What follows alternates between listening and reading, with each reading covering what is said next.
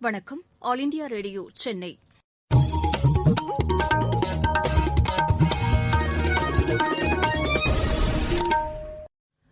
மாநிலச் செய்திகள் வாசிப்பவர் வடிவழகி கபிலன். தலைப்புச் செய்திகள்: தமிழக அரசு எடுத்த முன்னெச்சரிக்கை நடவடிக்கை காரணமாக நிவர் புயலால் பாதிப்பு அதிகமாக ஏற்படவில்லை என்று முதலமைச்சர் திரு எடப்பாடி பழனிசாமி தெரிவித்துள்ளார். தெற்கு வங்கக்கடலில் வரும் 29ஆம் தேதி காற்றழுத்த தாழ்வு நிலை உருவாக வாய்ப்புள்ளதாக சென்னை வானிலை ஆய்வு மையம் தெரிவித்துள்ளது. பயங்கரவாதத்தை முறியடிக்க புதிய கொள்கை வகுக்கப்படும் என்று பிரதமர் திரு நரேந்திர மோடி கூறியுள்ளார்.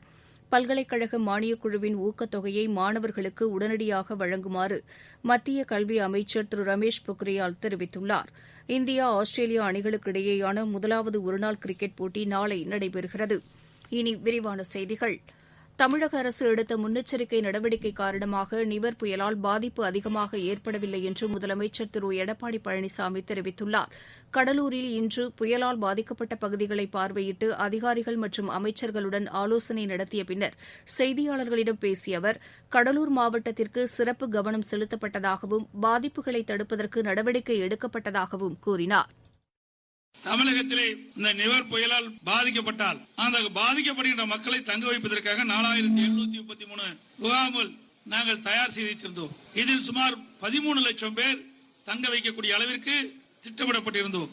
தற்போது 2999 முகாம்கள் இன்றைக்கு தங்க வைத்தோம். இதில் சுமார் 2,30,000 பேர் இந்த முகாமிலே தங்கியிருந்தார்கள். மின்சாரம் தடையில்லாமல் வழங்குவதற்கு உண்டான நடவடிக்கை மேற்கொள்ளப்படுகிறது. பாதிக்கப்பட்ட இந்த வேளாண் பெருமக்களுக்கு பேரிடர் நிதியிலிருந்து அவர்களுக்கு நிவாரணத் தொகை வழங்கப்படும்.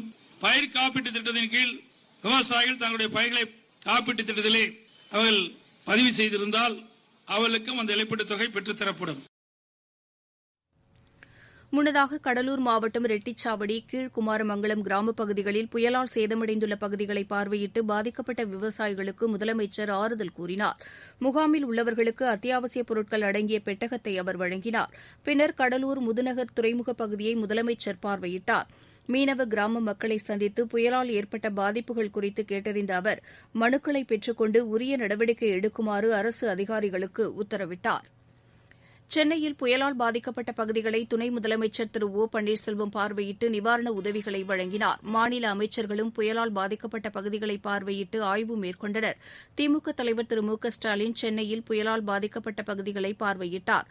மாநில அரசு பாதிக்கப்பட்டவர்களுக்கு 5000 ரூபாய் நிவாரணம் வழங்க வேண்டும் என்று அவர் வலியுறுத்தியுள்ளார். நிவர் புயல் கரையை கடந்துள்ள நிலையில் தமிழகத்தின் சில மாவட்டங்களில் மக்களின் வாழ்க்கை படிப்படியாக இயல்பு நிலைக்கு திரும்பி வருகிறது. நாகை மாவட்டத்தில் புயல் நிவாரண முகாம்களில் தங்கியிருந்தவர்கள் வீடுகளுக்கு திரும்ப ஆரம்பித்துள்ளனர். முன்னெச்சரிக்கை காரணமாக தாழ்வான பகுதிகளில் வசித்த ஆயிரக்கணக்கானவர்கள் பாதுகாப்பு முகாம்களில் தங்க வைக்கப்பட்டனர். மழை வெள்ளம் வடியத் தொடங்கி மின் தடைகள் சீர் செய்யப்பட்டு வருகின்றன. செங்கல்பட்டு, விழுப்புரம், கடலூர், நாகப்பட்டினம், திருவாரூர், தஞ்சாவூர் மற்றும் புதுக்கோட்டை மாவட்டங்களில் நிறுத்தி வைக்கப்பட்ட அரசு பேருந்துகள் இன்று மீண்டும் இயங்கத் தொடங்கின. காஞ்சிபுரம் மாவட்டம் செம்பரம்பாக்கம் ஏரியிலிருந்து வெளியேற்றப்படும் உபரி நீர் நிறுத்தப்பட்டதை அடுத்து தாழ்வான பகுதிகளில் தேங்கியுள்ள மழைநீர் வடிந்துவிடும் என்று மாவட்ட ஆட்சியர் திருமதி மகேஸ்வரி ரவிக்குமார் கூறியுள்ளார்.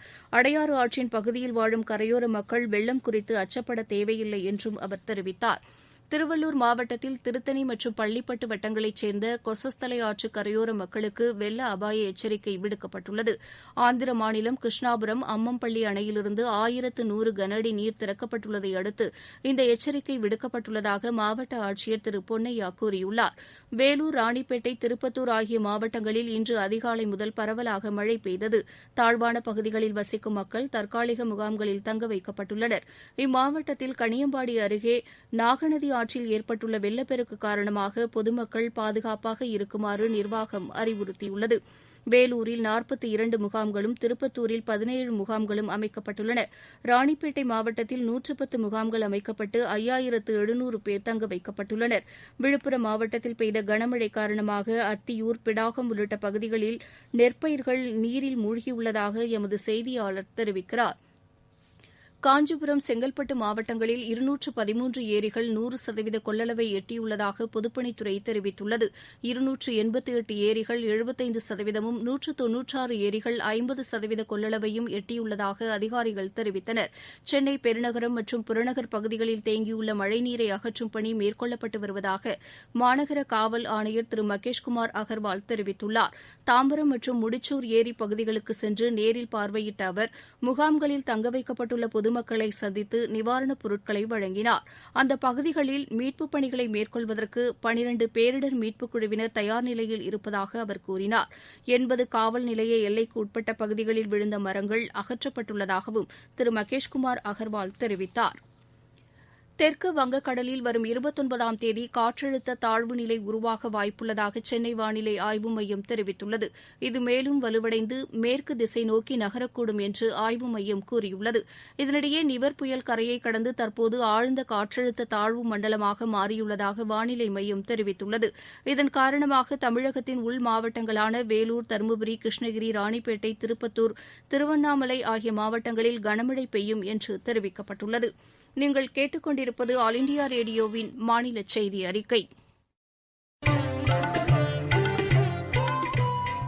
கோவிட்-19ற்கு எதிரான போரில் நமக்கான 3 கவசங்கள். முகக்கவசம் அணிவோம், தனிநபர் இடைவெளியை கடைபிடிப்போம், கை மற்றும் முக சுத்தம் பராமரிப்போம்.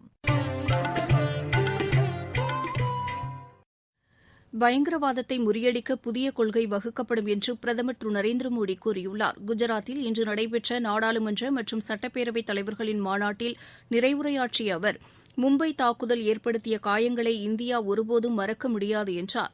2008ஆம் ஆண்டு நிகழ்ந்த இந்த தாக்குதலில் வெளிநாட்டினரும் காவல்துறையினரும் உயிரிழந்தனர் என்றும் அவர்களுக்கு தமது இரங்கலை தெரிவித்துக் கொள்வதாகவும் அவர் குறிப்பிட்டார். அரசியல் சாசன தினத்தை கொண்டாடும் இந்த நாளில் ஜனநாயக கடமை ஆற்றுவதில் அனைவரும் உறுதியுடன் இருக்க வேண்டும் என்று அவர் கூறினார். உரிமைகளை பாதுகாக்க வேண்டும் என்று நினைப்பவர்கள் கடமையை முதலில் செய்ய வேண்டும் என்று அவர் தெரிவித்தார். கோவிட் தொற்று சமயத்தில் இந்தியாவில் வாழும் 130 கோடி மக்களும் அரசுக்கு துணையாக நின்றதாக பிரதமர் கூறினார். பல்கலைக்கழக மானியக் குழுவின் ஊக்கத்தொகையை மாணவர்களுக்கு உடனடியாக வழங்குமாறு மத்திய கல்வி அமைச்சர் திரு ரமேஷ் பொக்ரியால் தெரிவித்துள்ளார். புதுதில்லியில் இன்று கல்வி அமைச்சகத்தின் உயர்மட்ட ஆய்வுக் கூட்டத்தில் பேசிய அவர் மாணவர்களின் குறைகள் உடனடியாக கவனிக்கப்பட வேண்டும் என்றும் இதற்கான அவசர உதவி தொலைபேசி வசதியை ஏற்படுத்த வேண்டும் என்றும் கூறினார். அடுத்த கல்வியாண்டில் தொழில்நுட்ப கல்வியை தாய்மொழியில் கற்பதற்கு நடவடிக்கை எடுக்கப்படும் என்று அவர் குறிப்பிட்டார். நாட்டில் உள்ள ஒரு சில ஐஐடி மற்றும் என்ஐடி நிறுவனங்களில் இதற்கான திட்டம் செயல்படுத்தப்படும் என்றும் அவர் தெரிவித்தார். புதிய கல்விக் கொள்கையை செயல்படுத்துவதில் கூடுதல் கவனம் செலுத்தப்பட வேண்டும் என்று அவர் கூறினார். பல்வேறு போட்டித் தேர்வுகளை ஒரே அமைப்பின் கீழ் கொண்டு வருவதற்கு நடவடிக்கை எடுக்கப்படும் என்றும் தேசிய தேர்வு முகமையின் மூலம் இதற்கான முயற்சி மேற்கொள்ளப்படும் என்றும் திரு ரமேஷ் பொக்ரியால் தெரிவித்தார். மாவட்ட ஆட்சியர்கள் மற்றும் மருத்துவ நிபுணர்களுடன் முதலமைச்சர் திரு எடப்பாடி பழனிசாமி வரும் 28ஆம் தேதி ஆலோசனை நடத்துகிறார். கோவிட் நோய் தொற்றை கட்டுப்படுத்துவது தொடர்பான நடவடிக்கைகள் குறித்தும் தளர்வுகளை அதிகரிப்பது தொடர்பாகவும் ஒவ்வொரு மாத இறுதியிலும் ஆட்சியர்களுடன் முதலமைச்சர் ஆலோசனை நடத்துகிறார். மத்திய மாநில அரசுகளின் நடவடிக்கையால் இலங்கை கடற்படையினர் தமிழக மீனவர்களை தாக்கும் சம்பவங்கள் குறைந்துள்ளதாக செய்தி விளம்பரத்துறை அமைச்சர் திரு கடம்பூர் ராஜு தெரிவித்துள்ளார். தூத்துக்குடி மாவட்டத்தில் இன்று செய்தியாளர்களிடம் பேசிய அவர் தமிழக மீனவர்கள் சிறைபிடிக்கப்பட்ட தகவல் கிடைத்தவுடன் மத்திய உள்துறை அமைச்சர் திரு அமித் ஷாவை தொடர்பு கொண்டு உடனடியாக அவர்களை விடுவிக்க நடவடிக்கை எடுக்கப்பட்டதாக கூறினார். தருவைக்குளத்தில் 10 கோடி ரூபாய் மதிப்பீட்டில் மீன்பிடி இறங்குதளம் அமைக்கப்பட்டதாக அவர் தெரிவித்தார். மாவட்டச் செய்திகள் தென்காசி மாவட்டத்தில் உள்ள கருப்பா நதி, அடவி நயினார் நதி மற்றும் ராமநதி அணைகளிலிருந்து பிசான சாகுபடிக்காக தண்ணீரை மாநில அமைச்சர் திருமதி ராஜலட்சுமி இன்று திறந்து வைத்தார். அடுத்த ஆண்டு மார்ச் 30ஆம் தேதி வரை திறந்துவிடப்படும் இந்த தண்ணீரால் 32,000 ஏக்கர் நிலங்கள் பாசன வசதி பெறும். நீலகிரி மாவட்டத்தில் உள்ள 3 சட்டப்பேரவைத் தொகுதிகளில் வாக்காளர் பட்டியலில் திருத்தங்கள் மேற்கொள்வதற்கான சிறப்பு ஆய்வுக் கூட்டம் மாவட்ட ஆட்சியர் திருமதி இன்னசென்ட் திவ்யா தலைமையில் இன்று நடைபெற்றது. விளையாட்டுச் செய்திகள் இந்தியா ஆஸ்திரேலியா அணிகளுக்கு இடையேயான முதலாவது ஒருநாள் கிரிக்கெட் போட்டி நாளை நடைபெறுகிறது. சிட்னியில் பகலிரவு ஆட்டமாக நடைபெறும் இப்போட்டி இந்திய நேரப்படி காலை மணி 9:10க்கு தொடங்குகிறது. இரண்டாவது ஒருநாள் போட்டி வரும் 29ஆம் தேதியும், மூன்றாவது மற்றும் இறுதி ஒருநாள் போட்டி அடுத்த மாதம் 2ஆம் தேதியும் நடைபெறுகிறது. ISL கால்பந்து போட்டியில் கேரள அணி இன்று வடகிழக்கு அணியை எதிர்கொள்கிறது. இப்போட்டி இரவு 7:30 மணிக்கு கோவாவில் தொடங்குகிறது. மீண்டும் தலைப்புச் செய்திகள். தமிழக அரசு எடுத்த முன்னெச்சரிக்கை நடவடிக்கை காரணமாக நிவர் புயலால் பாதிப்பு அதிகமாக ஏற்படவில்லை என்று முதலமைச்சர் திரு எடப்பாடி பழனிசாமி தெரிவித்துள்ளார். தெற்கு வங்கக்கடலில் வரும் 29ஆம் தேதி காற்றழுத்த தாழ்வு நிலை உருவாக வாய்ப்புள்ளதாக சென்னை வானிலை ஆய்வு மையம் தெரிவித்துள்ளது. பயங்கரவாதத்தை முறியடிக்க புதிய கொள்கை வகுக்கப்படும் என்று பிரதமர் திரு நரேந்திர மோடி கூறியுள்ளார். பல்கலைக்கழக மானியக் குழுவின் ஊக்கத்தொகையை மாணவர்களுக்கு உடனடியாக வழங்குமாறு மத்திய கல்வி அமைச்சர் திரு ரமேஷ் பொக்ரியால் தெரிவித்துள்ளார். இந்தியா ஆஸ்திரேலியா அணிகளுக்கு இடையேயான முதலாவது ஒருநாள் கிரிக்கெட் போட்டி நாளை நடைபெறுகிறது. இத்துடன் இந்த செய்தி அறிக்கை நிறைவு பெற்றது. எமது செய்திகளை உடனுக்குடன் AIR_News_Chennai என்ற டுவிட்டர் பக்கத்திலும் செய்தி தொகுப்புகளை all India radio news Chennai என்ற யூடியூப் சேனலிலும் அறிந்து கொள்ளலாம்.